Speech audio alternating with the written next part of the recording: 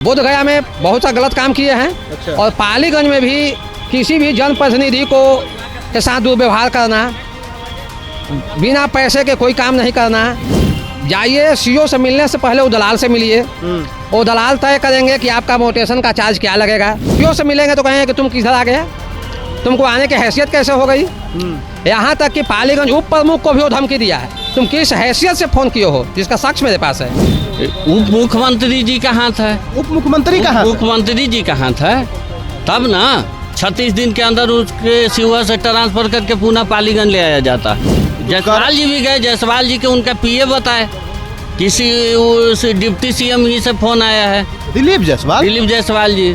अभी हमारी उपस्थिति राजद कार्यालय के पास है। देखिए, राजद कार्यालय के पास कुछ लोग पालीगंज से आए हैं और अपने जमावड़ा लगाए हुए हैं। इन लोगों का मांग है, इन लोगों का विरोध है कि पालीगंज में जिन सीओ को 1 महीने पहले हटाया गया था, उसी को फिर से पदस्थापित कर दिया गया। उस सीओ पर कई आरोप भी ये लोग लगा रहे हैं, कई मंत्री पर भी आरोप लगा रहे हैं। क्या कुछ कहेंगे, बात करेंगे, सीधी बात करेंगे।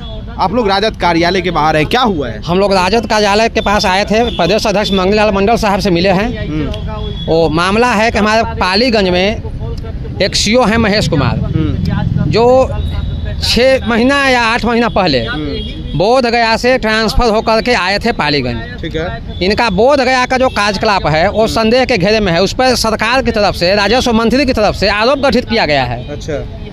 और 1 महीने पहले 30 तारीख को जो ट्रांसफर पोस्टिंग हुई, इसमें इनका पोस्टिंग सहरसा किया गया, शिवहर बंदोबस्त पदाधिकारी के रूप में किया गया। और 36 दिन बाद पुनः उनको पालीगंज लाया जाता है। अच्छा। ये कौन सी आफत सरकार को आई कि 36 दिन बाद पुनः वापस लाना पड़ा उसी सीओ को? उसी सीओ को। उस पर क्या आरोप है? वो बोधगया में बहुत सा गलत काम किए हैं। अच्छा। और पालीगंज में भी किसी भी जनप्रतिनिधि को के साथ दुर्व्यवहार करना, बिना पैसे के कोई काम नहीं करना। एक गाड़ी लगी रहती है ब्लॉक के अंदर जिसका नंबर है 1000, दलाल का गाड़ी है। अच्छा। जाइए सीओ से मिलने से पहले वो दलाल से मिलिए, वो दलाल तय करेंगे कि आपका मोटेशन का चार्ज क्या लगेगा। अच्छा। उसके बाद सीओ से आपको मिलना नहीं है। सीओ साहब नहीं मिलेंगे? नहीं मिलेंगे। अगर सीओ से मिलेंगे तो कहेंगे कि तुम किधर आ गया, तुमको आने की हैसियत कैसे हो गई। यहाँ तक कि पालीगंज उप प्रमुख को भी वो धमकी दिया है, तुम किस हैसियत से फोन किए हो, जिसका साक्ष्य मेरे पास है। इसमें किसी नेता मंत्री को भी मान रहे हैं कि जो संरक्षित कर रहे हैं इनको? हाँ, विजय चौधरी। विजय चौधरी? हाँ, विजय चौधरी उप मुख्यमंत्री। उप मुख्यमंत्री का नाम सीधा ले रहे हैं? हाँ, सीधा ले रहे हैं। क्या सीधा उन्हीं का संरक्षण में आया ही है, और कैसे हो सकता है।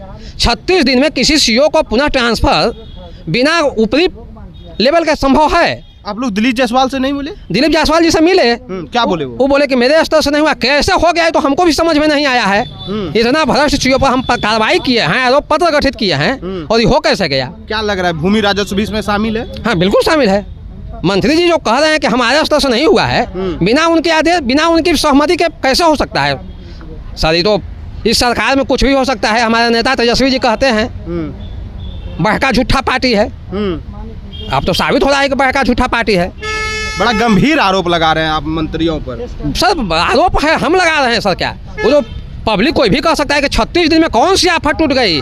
वो सीओ क्या करने वाले हैं पालीगंज में? क्या लग रहा है, पालीगंज में कुछ बड़ा अवैध वाला काम करने के लिए सीओ आए हुए हैं? हाँ, वो एक राजा परिवार जो लालगंज से में रहा करते थे, उनके 70-80 बीघा जमीन है। वो सारा कुछ अपने की साजिश चल रही है। अच्छा, इसको हड़पने का काम किया जा रहा है? हाँ। उनका जो दलाल है अंचलाधिकारी महेश कुमार का, वो 100 जी का पालीगंज में वर्तमान में एक जमीन का 2 गो रजिस्ट्री है। आज हम जमीन रजिस्ट्री करवाते हैं, कल गेले वो करवा लेता है, डबल रजिस्ट्री करवाता है।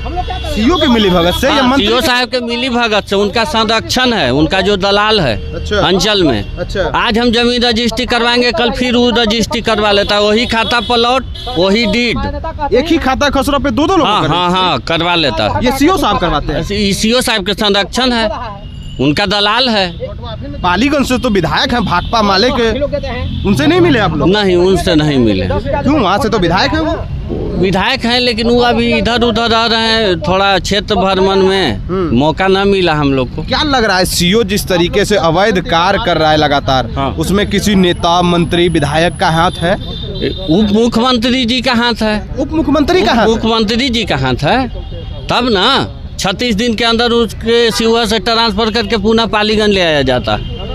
वही कह रहे हैं इस तरीके का अवैध काम। वही तब जायसवाल जी भी गए, जायसवाल जी के उनका पीए बताए, किसी उस डिप्टी सीएम ही से फोन आया है, दिलीप जायसवाल दिलीप जायसवाल के पीओ को डिप्टी सीएम का फोन। हाँ हाँ, उसको महेश कुमार को पालीगंज कीजिए। बड़ा गंभीर आरोप लगा बहुत गंभीर, वैसा मैटर है। हम लोग भुक्तभोगी हैं, शौक नहीं कर रहा था कि गर्मी में हम लोग रोड पर पैदल चले, लेकिन आज हम लोग इधर उधर भटक रहे हैं न्याय के लिए। क्या कहिएगा जबकि कहते हैं कि सुशासन का सरकार है, जीरो टॉलरेंस कुछ नहीं है इनको। सुशासन का सरकार रहता तो बाकी पूरी हार जाते। जीरो टॉलरेंस की बात सम्राट चौधरी करते हैं। तो सम्राट चौधरी जी कहते हैं उन्हीं का सरकार में तो सारा सब भ्रष्टे कामें हो रहा है। उन्हीं के सरकार में नहीं हो रहा है, उन्हीं का ना सरकार है, बिहार के मुख्यमंत्री है, उसके बावजूद इतना गंदा काम हो रहा है। तेजस्वी जी से मुलाकात हुई आपकी? नहीं, मुलाकात नहीं हुआ है। मुलाकात करेंगे? हम लोग जाएंगे, मिलेंगे। क्या लग रहा है तेजस्वी जी मदद करेंगे आप लोग? मदद तो करना चाहिए उनको। सीओ पर कई गंभीर आरोप पहले भी लगा हुआ है। हाँ, पहले से भी है। बहुत गंभीर आरोप है। 36 दिनों में ट्रांसफर कर दिया। हाँ, तो अभी आप जो है इन लोगों की बातों को सुन रहे थे। इन लोगों का कहना है, आरोप है कि 36 दिनों में जो है उसी पालीगंज में उसी सीओ का फिर से पदस्थापना कर दिया जाता है जिन्हें 36 दिन पहले हटाया गया था। कई आरोप है, खुद विजय चौधरी दिलीप जायसवाल पर भी आरोप लगा रहे हैं। इन लोगों का कहना है कि इन लोगों के मिली भगत से इस तरीके का कार्य किया जा रहा है, जबकि सम्राट चौधरी जो मुख्यमंत्री है वो जीरो टॉलरेंस की बात करते हैं, जीरो टॉलरेंस पॉलिसी की बात करते हैं। लेकिन धरातल की ये सच्चाई है कि अभी जो है राजद कार्यालय के बाहर हंगामे का माहौल है। ये लोग अभी मंगनीलाल मंडल से मुलाकात की है, इस चीज़ों की जानकारी दी है और अभी तेजस्वी से भी मुलाकात करेंगे। तेजस्वी से मुलाकात करके उन लोगों को वहाँ की जानकारी देंगे। इस खबर पर आपकी क्या राय कमेंट बॉक्स में जरूर दें।